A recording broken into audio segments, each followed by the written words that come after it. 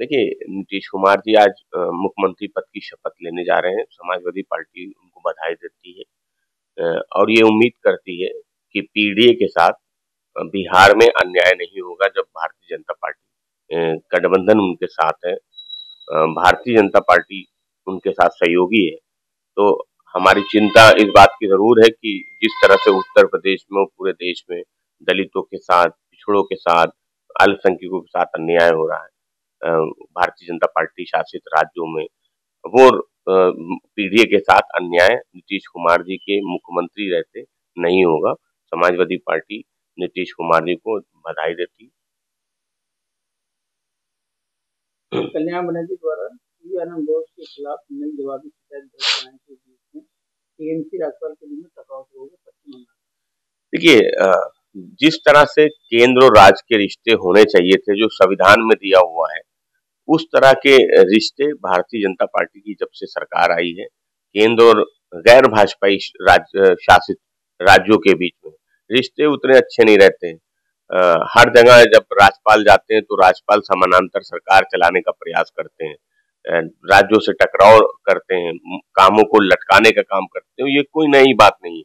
उत्तर प्रदेश में समाजवादी पार्टी की सरकार थी, राज्यपाल समानांतर जनता दर्शन लगाते थे। बंगाल में राज्यपाल लगातार सरकार के कामों में हस्तक्षेप करते हैं।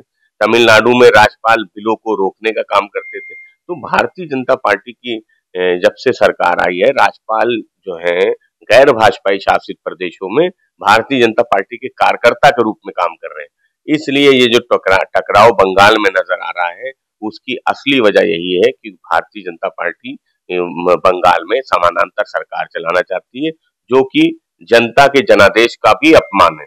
इसलिए जो कुछ भी हो रहा है बंगाल में, वो बिल्कुल भी ठीक नहीं है, संविधान को कमजोर करने वाला है। देखिए, मोहन भागवत जी कहाँ जाते हैं, कहाँ नहीं जाते हैं, उस पे समाजवादी पार्टी को टिप्पणी नहीं करनी है।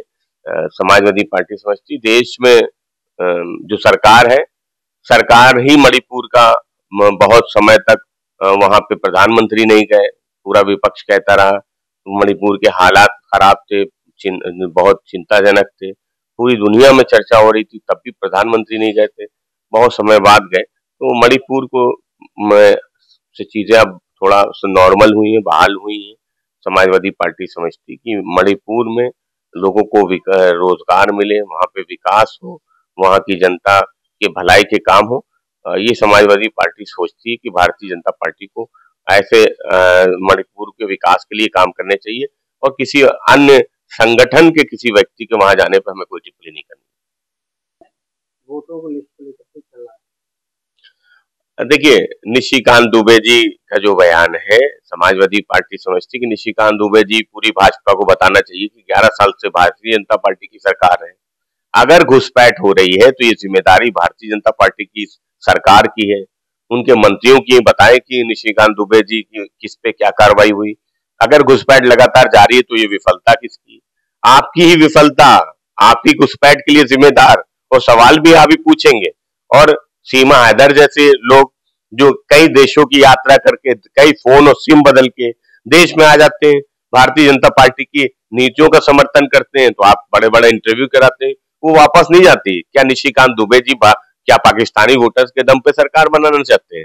ऐसे सीमा हैदर जैसे लोगों के दम पे सरकार बनाना चाहते हैं? ऐसे घुसपैठी कब देश के बाहर होंगे, ये निशिकांत दुबे जी को और देश की सरकार को बताना चाहिए। इसलिए घुसपैठ को लेकर भारतीय जनता पार्टी को सवाल पूछने का हक और अधिकार नहीं है, क्योंकि 11 साल की सरकार में भारतीय जनता पार्टी ने घुसपैठियों पे कोई कार्रवाई नहीं की है। घुसपैठियों के बड़े बड़े इंटरव्यू कराने का काम अगर किसी ने किया है तो भारतीय जनता पार्टी की सरकार ने किया। देखिए, समाजवादी पार्टी समझती कि जब देश की जनता को चुनाव आयोग पे भरोसा ना रह जाए, लगातार चुनाव आयोग पे आरोप लगते रहे, उसके बावजूद चुनाव आयोग शायरो शायरी करता रहे, मुस्कुराता रहे, वीडियो कैसे माँ बहनों की दी जाएगी, इस तरह की के तर्क देता रहे, तो इससे समझ में आता है कि चुनाव आयोग वो ना पारदर्शी तरीके से काम कर रहा है। चुनाव आयोग भारतीय जनता पार्टी का सहयोगी बन गया है।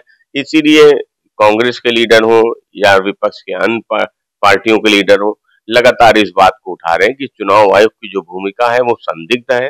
चुनाव आयोग जिस तरह काम कर रहा है, फेयर इलेक्शन नहीं दे रहा है, फेयर फील्ड नहीं दे रहा है, तो वो सवाल उठ रहे हैं और वो सवाल पूरा विपक्ष उठा